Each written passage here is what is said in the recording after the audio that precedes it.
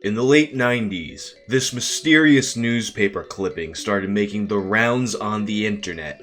Wanted. Somebody to go back in time with me. This is not a joke. P.O. Box 322, Oakview, California 93022. You'll get paid after we get back. Must bring your own weapons. Safety not guaranteed. I have only done this once before. Was this guy serious, and was this a real ad? If it was a real ad, where did it come from? These were questions that would be asked for over a decade as one of history's most prolific memes would spread all around the internet. And it just so happens that I have the answers to all these questions on this episode of Tales from the Internet.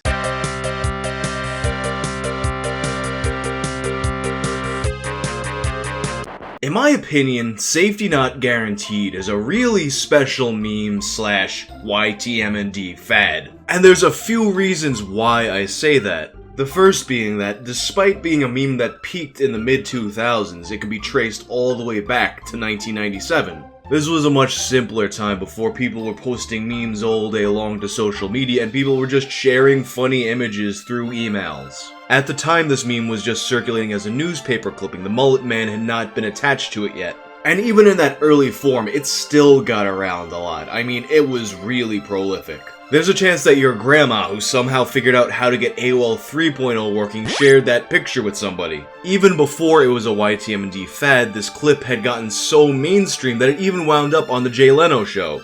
Wanted, somebody to go back in time with me. This is not a joke. You'll get paid after we get back. Must bring your own weapons. Safety not guaranteed. I've only done this once before. And this was back in 2002, 3 whole years before it would find its way to YTMND. The original Safety Not Guaranteed YTMND was posted on October 27th of 2005 by a user named Axel Bonbach.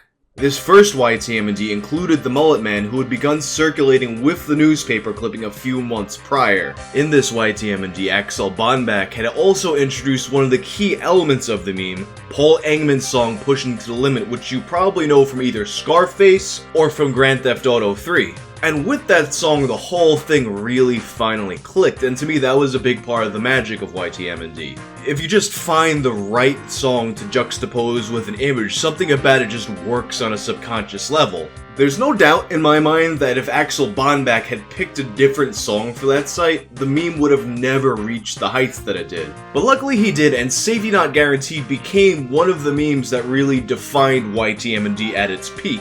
Push It to the Limit became the song to connect with time travel, and the mullet man found himself in every corner of the site. You got Link playing Push It to the Limit on his ocarina, you got the mullet man accidentally creating an alternate YTMND universe. Punch the keys, for God's sake! The lore of the mullet man goes so deep that he even gets his own movie trailer with Don LaFontaine. Wanted. Somebody to go back in time with me.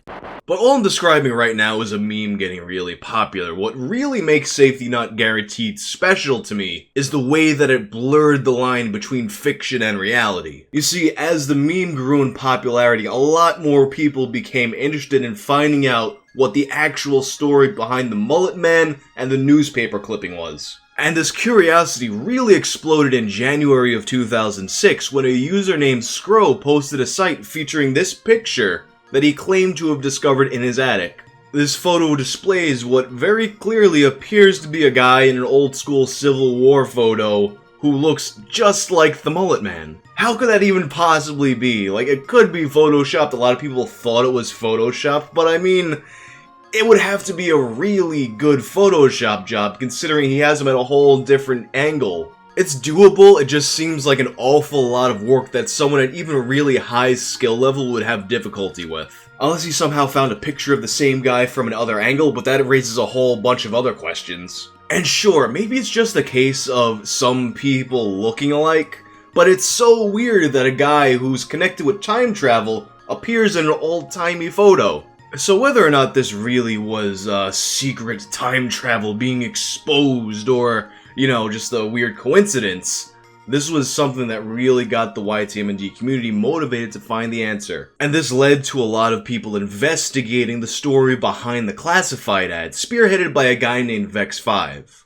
Now, Vex5's account has since been deleted, but his work was backed up by a user named Computer.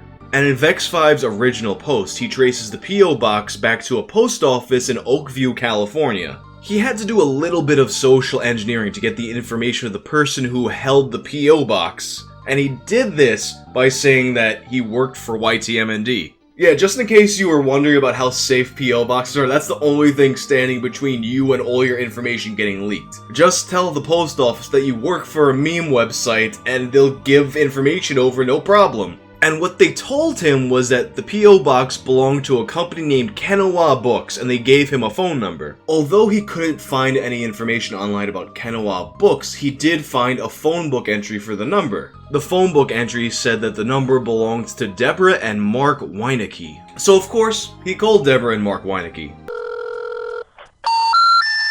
The number you dialed is not in service. The number was no longer in service. But Vex5 was still determined to get to the bottom of this case, and he found that there was actually another phone number attached to the address in the phone book entry.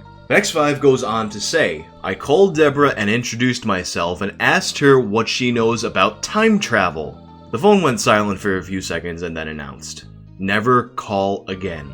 Vex5 got spooked after that conversation, but he encouraged other YTMND users to call themselves and see what happened. Someone on the internet encouraging the users of a very obsessive meme website to call some random old people. What could possibly go wrong? And as more people called, he updated his YTMND with their findings. User Guano called, and the answering machine has picked up with the following audio. Please leave a message if you want to speak to Mark, Deborah, Moses, or Caesar. They've kidnapped them. So now we have a Moses and a Caesar in the mix, and of course there are lots of wild theories thrown out about them. Up to and including ideas that they had somehow captured the historical figures of Moses and Julius Caesar. And then one person managed to get Caesar on the phone. Hello? Hi, is Caesar there? Is Caesar here? Yeah. Yeah, he is. Cool, can I talk to him? Yeah, hold on. Hello? Hey, Caesar? Yeah, speaking. How's it going? Good, how you doing? Pretty good. About this, safety thing. What kind of weapons do you want me to bring? Man, you have got the wrong number. You sure? Yep, and if I'm going to put a trace on this if you call again and have the police visit you. Consequences will never be the same. In all likelihood, Caesar was Mark messing with someone who called them. And the reason why I say this mostly is because it was later revealed that Moses and Caesar were the Weinecke's pets, a dog and a bird. And eventually they just changed their answering machine to tell people to not bother them about time travel. Please don't call this number again, the 805 number. It's a new number for me. I'm not involved with time travel. Please do not call this number again or I'll report you. Thank you.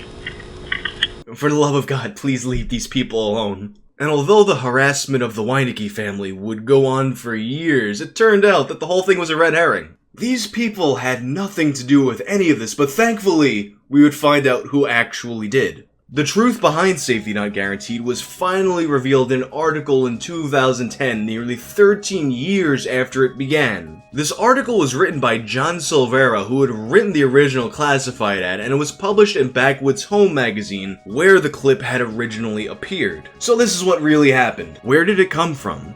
Who is the mysterious author? What was his intent?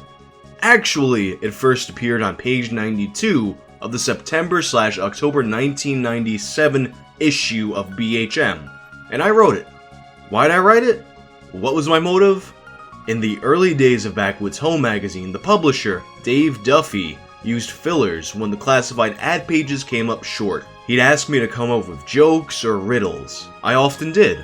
Some were original, some not. One night, desperate to wrap up the classifieds, he asked, "John, give me a couple jokes." It's not that easy to do that on demand. I sighed and asked, "How about I place a couple of ads for free?" He said sure. So I came up with two. One was a personal. I was looking for a girlfriend. The other was a time travel ad.